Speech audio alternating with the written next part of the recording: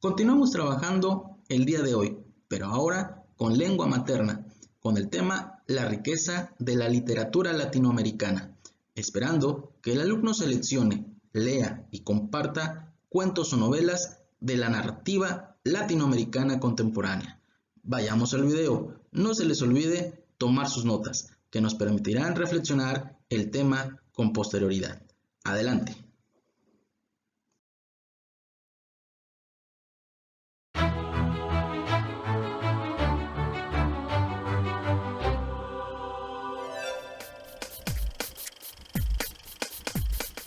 Lengua materna, español, segundo grado. Bloque 1.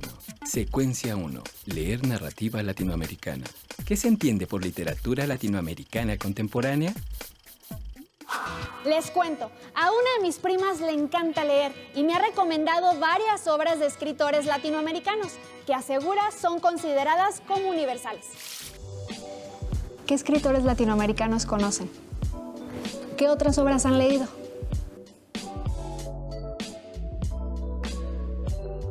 La literatura latinoamericana contemporánea abarca una gran cantidad de géneros, estilos, temas y autores. Es un mundo amplísimo.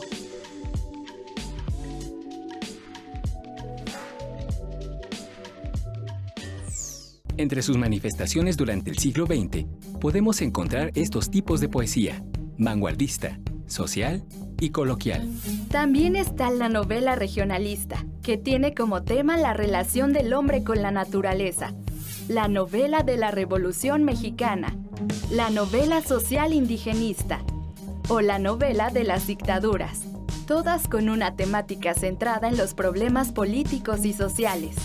¿Por qué se le llama literatura latinoamericana?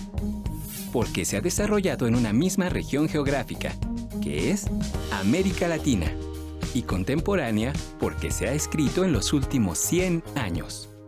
A inicios del siglo XX, por ejemplo, la poesía latinoamericana tuvo influencia de los movimientos vanguardistas europeos.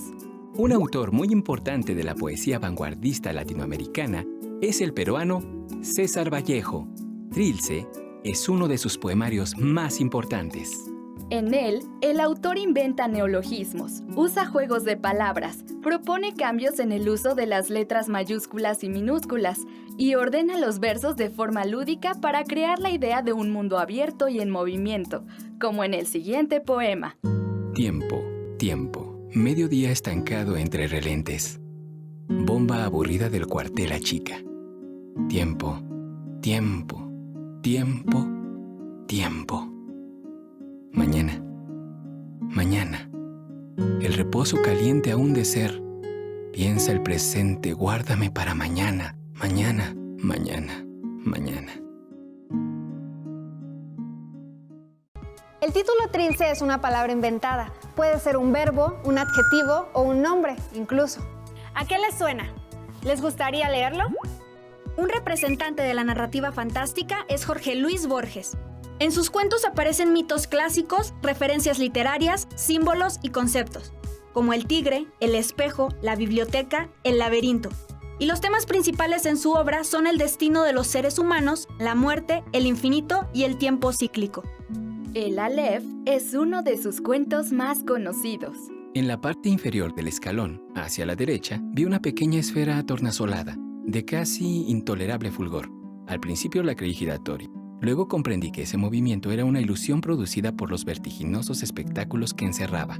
El diámetro del Aleph sería de 2 o 3 centímetros, pero el espacio cósmico estaba ahí, sin disminución de tamaño. ¿Qué creen que es el Aleph? ¿De qué tratará este cuento? La década de los 60 es un momento muy importante para la novela latinoamericana. Con la palabra boom, se nombra a un grupo de novelas y escritores que tuvieron un enorme éxito comercial y gran difusión más allá de las fronteras latinoamericanas, gracias a que renovaron las técnicas narrativas y mostraron nuevos puntos de vista en las obras. Entre 1961 y 1962 aparecen, por ejemplo, La muerte de Artemio Cruz, del mexicano Carlos Fuentes, Rayuela, del argentino Julio Cortázar, y La ciudad y los perros, del peruano Vargas Llosa, quien también ganó el Premio Nobel de Literatura en 2010.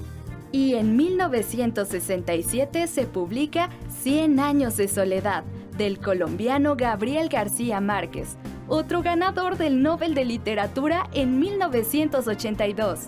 Así comienza la novela. Muchos años después, frente al pelotón de fusilamiento, el coronel Aureliano Buendía había de recordar aquella tarde remota en que su padre lo llevó a conocer el hielo. Macondo era entonces una aldea de 20 casas de barro y caña brava construidas a la orilla de un río de aguas diáfanas, que se precipitaban por un lecho de piedras pulidas, blancas y enormes como huevos prehistóricos.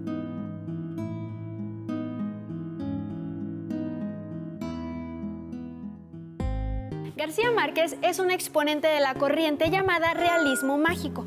Las obras de esta corriente narran hechos insólitos, fantásticos o irracionales en un espacio o contexto realista, en el que lo sobrenatural forma parte de una realidad cotidiana. A partir de estas obras podemos conocer países, momentos históricos, personajes y, por supuesto, espacios imaginarios relacionados con el contexto en que se escribieron. Ahora leeré este libro, El laberinto de la soledad, ensayo del escritor Octavio Paz, que trata de la identidad de México y sus valores culturales. ¿Y ustedes? ¿Cuál van a leer? Adiós.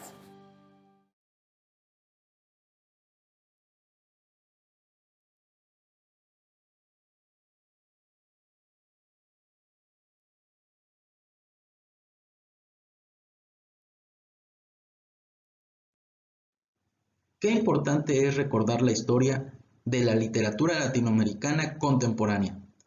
Grandes escritores han dejado huella en su andar por este espacio terrenal. Analicemos algunos puntos clave de la clase del día de hoy. Durante la clase nos han hablado acerca de la literatura latinoamericana contemporánea. ¿Pero qué significa? Bueno, se le llama así porque se desarrolla en una misma región geográfica, en este caso, América Latina, y contemporánea porque se ha escrito en los últimos 100 años. Dentro de esta corriente se encontraba también la poesía, que se caracterizaba por ser vanguardista, social y coloquial. La época más importante de la literatura latinoamericana contemporánea fue en la década de 1960, gracias a grandes escritores como Carlos Fuentes, Julio Cortázar, Mario Vargas Llosa y Gabriel García Márquez. A este momento histórico se le conoció como el boom latinoamericano. Hemos llegado al final de la clase del día de hoy, donde nos permitió adentrarnos al mundo de las letras de la literatura latinoamericana, con grandes escritores como García Márquez, con su libro 100 años de soledad. Y esto nos lleva a la actividad del día de hoy, que es buscar las obras más representativas de Mario Vargas Llosa, Gabriel García Márquez, Julio Cortázar y Carlos Fuentes. Eso es todo por hoy. Vamos, que la física nos espera.